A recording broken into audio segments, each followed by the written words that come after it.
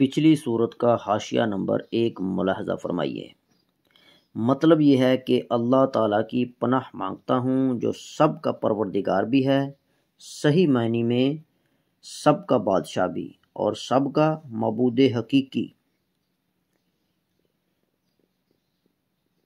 ایک مستند حدیث میں حضور نبی کریم صلی اللہ علیہ وسلم کا یہ ارشاد منقول ہے کہ جو بچہ بھی پیدا ہوتا ہے اس کے دل پر وسوسہ ڈالنے والا شیطان مسلط ہو جاتا ہے۔ جب وہ ہوش میں آ کر اللہ تعالیٰ کا ذکر کرتا ہے تو یہ وسوسہ ڈالنے والا پیچھے کو دبک جاتا ہے، اور جب وہ غافل ہوتا ہے تو دوبارہ آ کر وسوسے ڈالتا ہے۔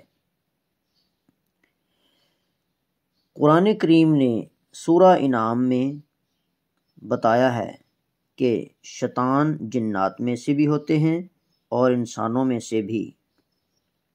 البتہ شیطان جو جنات میں سے ہے وہ نظر نہیں آتا اور دلوں میں وسوسے ڈالتا ہے، لیکن انسانوں میں سے جو شیطان ہوتے ہیں وہ نظر آتے ہیں، اور ان کی باتیں ایسی ہوتی ہیں کہ انہیں سن کر انسان کے دل میں طرح طرح کے برے خیالات اور وسوسے آ جاتے ہیں۔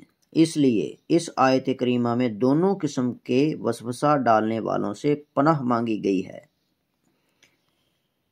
ان آیتوں میں اگرچہ شیطان کے وسوسہ ڈالنے کی طاقت کا ذکر فرمایا گیا ہے، لیکن اللہ تعالیٰ کی پناہ مانگنے کی تلقین کر کے یہ بھی واضح فرما دیا گیا ہے کہ اللہ تعالیٰ کی پناہ مانگنے اور اس کا ذکر کرنے سے وہ پیچھے ہٹ جاتا ہے۔ نیز سورہ نساء میں فرمایا گیا ہے کہ اس کی چالیں کمزور ہیں اور اس میں اتنی طاقت نہیں ہے کہ وہ انسان کو گناہ پر مجبور کر سکے۔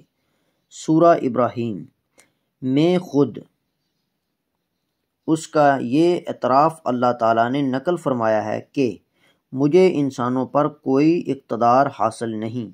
یہ تو انسان کی ایک آزمائش ہے کہ وہ انسان کو بہکانے کی کوشش کرتا ہے، لیکن جو بندہ اس کے بہکائے ہوئے آنے سے انکار کر کے اللہ تعالیٰ کی پناہ مانگ لے تو شیطان اس کا کچھ بھی نہیں بگاڑ سکتا۔ قرآن کریم کا آغاز سورہ فاتحہ سے ہوا تھا، جس میں اللہ تعالیٰ کی حمد و ثنا کے بعد اللہ